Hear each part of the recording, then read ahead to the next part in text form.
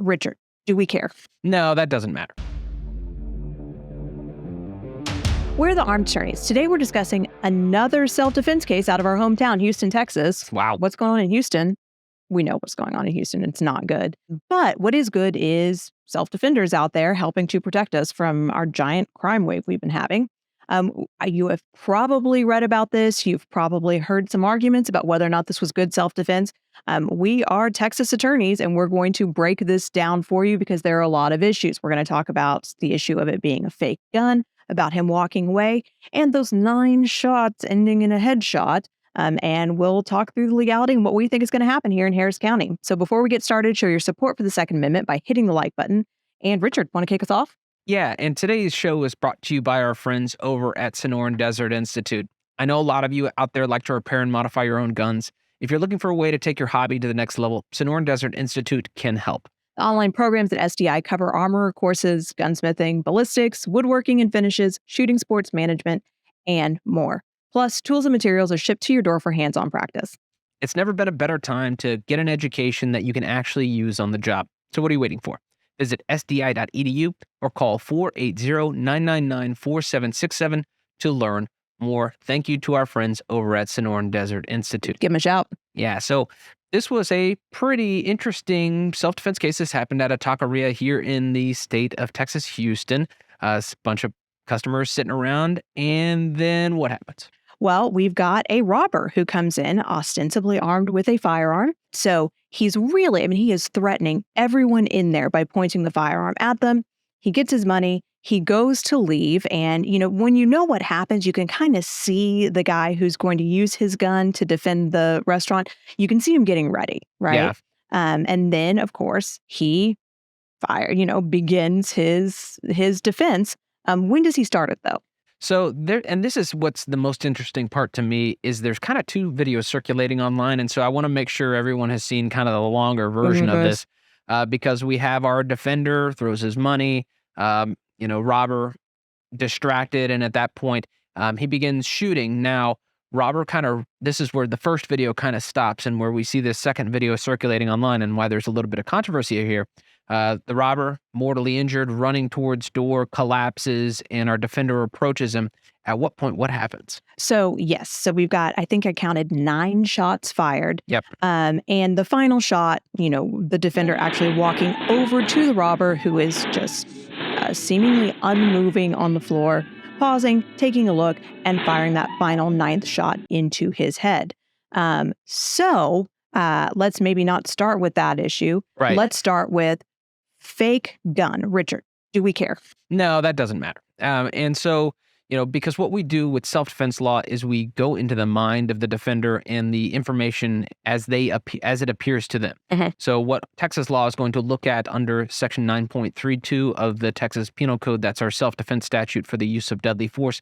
They're going to say, was this reasonable? Was this immediately necessary? Were they responding to unlawful deadly force? And even take it a step further and say, is the law going to presume our defender's actions reasonable because he thought an apparent robbery was taking place, our aggravated robbery, both of those. Right. And not with perfect knowledge, right? With knowledge that he could reasonably have at the time. So where would a fake gun matter if it was like a neon green and orange kind of Nerf style gun? Mm-hmm. That matters. Yeah. Bright orange tip being pointed right at you probably matters. Yeah. My mind goes back to and I'm sure y'all remember this case where, a robber tried to rob a store and a security guard came in and started shooting him, and the robber started saying, it's fake, it's fake, it's fake. And he said, mine's real though. And I don't remember that. You don't remember that one? Oh God, that's a great video. If the security guard in that case, this is a little of a aside, if he had a shot at that point, maybe there would have been an issue, but there's no indication here that our defender would have been able to know that this was this a fake gun. On top of that, we have our defensive third person law in effect here. We have all of our other patrons of the taqueria. So in Texas, and a lot of states have this, you'd put yourself in the shoes of these other folks. Would they have been allowed to use deadly force to defend themselves? Yes. Yeah. So I think that really brings us beautifully into our second issue, which is he's walking away out of the restaurant. Do we care? So there's arguments. I think there's good arguments on both sides here, and this is what the prosecutor's going to argue. Well, so here, you want me to argue the prosecutor side? Okay, I'll argue the prosecutor side. calm down. I'm not telling you I believe this. I'm just telling you what the prosecutor's going to argue, that his act of aggravated robbery was ceased, right? Because once the bad act ceases, you can no longer use deadly force to respond, or force if it were a force crime.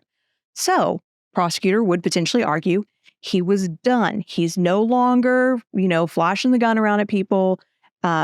Prosecutor doesn't care apparently that it's in his hand still. He's moving towards the door. He's done. Criminal act is finished. You cannot shoot him in the back. Bad argument though. Why? Well, because the person is still an immediate threat to not only our defender, but the other people in the restaurant. It only takes a human about a second and a half to turn around. He has a deadly weapon. He has the apparent opportunity to use deadly force if necessary. So I believe that our defender would have a good argument that it is immediately necessary, and the level of force that would have been justified is deadly force in response to, him Right. possessing a deadly weapon. So hypothetically, right, he stuffs the cash in his pocket, takes the gun, puts it down on the ground, clicks his heels on the way out the door, with no weapon, and is shot in the back. maybe. Maybe different story. Yeah. Right. Yeah. Yeah, but based on what we can see here, that appears to not be that doesn't bug me that much. It doesn't bug me either. But, we play the devil's advocate, Yes, right? but here's where the controversy is, and this is what the hubbub's about, because we have a delay between the first set of shots and the final shot. Now, and this is what the issue will be at trial is, when did this person die? Yes. It was that final 9th shot what killed him?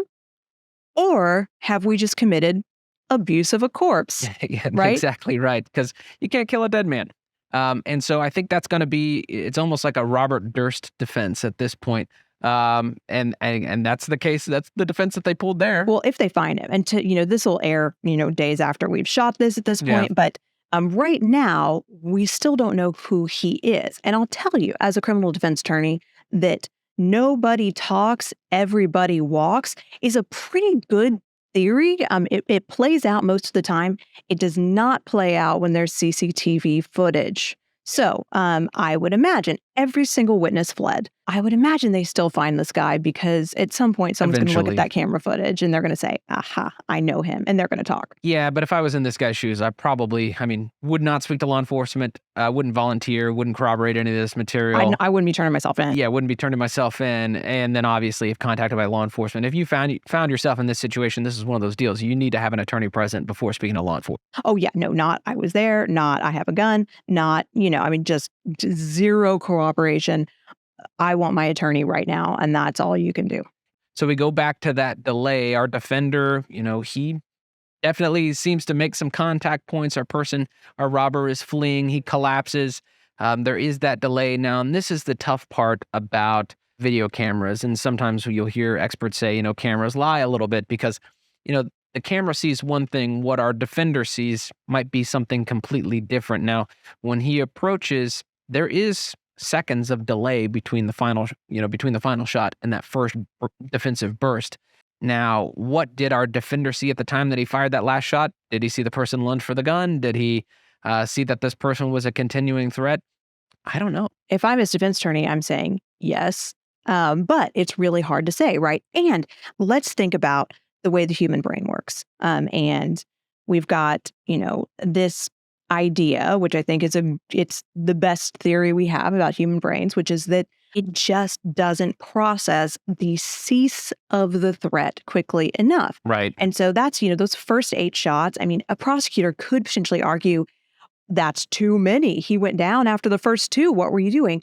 It's a bad argument. And there are great experts out there who will get on the stand and say, your finger will not stop moving fast enough because your brain will not tell it to. That, essentially, you can't control that. No. You've made the decision to shoot. Your brain only has so long to process the stop shoot. Oh, once you walk over there, though, for that 9th shot, I think even the best experts in the world are going to have a hard time saying, unless there was movement, something to justify that final shot to the head, you're going to have a rough time finding an expert who says, you couldn't have stopped yourself at that point, right? Because there's a pretty long delay. Yeah, and that's what makes self-defense cases tough. And we've spoken about this before, that they are so all or nothing. So it's going to be difficult to proffer an argument that this person maybe moved or appeared to be a continuing threat. But if he didn't do that, then it was just shooting a dead body and, there should be different consequences. It's a tough argument. It's tough. Now, okay, hot take. Even in Harris County, Texas, and we're talking worst case scenario here, I'm not 100% sure he gets indicted. I'm with you on that. I think they try to. I think they try to.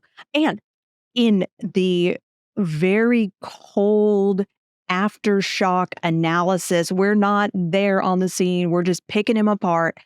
Was that ninth shot good? From the information I have right now, I'm going to say probably not. Yeah, if I'm the robber's family, I'm going to create a lot of noise. And at that point, maybe I feel the pressure that ninth shot is justification enough. Because remember, the standard to charge is very low. It's just probable cause. Did he probably kill somebody without justification? Yeah, there's an argument. There's enough argument there to maybe charge someone. But then we have this video of this, seemingly armed with a deadly weapon robber.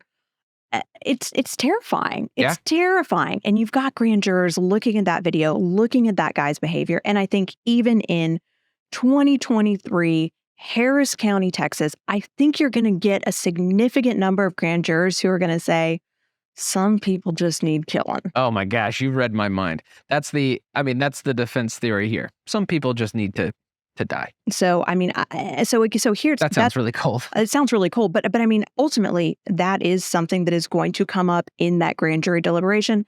That's my hot take, is that they find this guy, he goes to grand jury. I don't think the grand jury indicts. Yeah, we'll have to wait and see. And we're going to keep you posted on this story, but if you enjoyed this discussion, consider subscribing, hitting that like button, and help us fight the anti-2A algorithm. It is very strong right now by sharing this video. Yes, and give a shout to our friends at SDI. And until next time, we're the Armed Attorneys. It's good.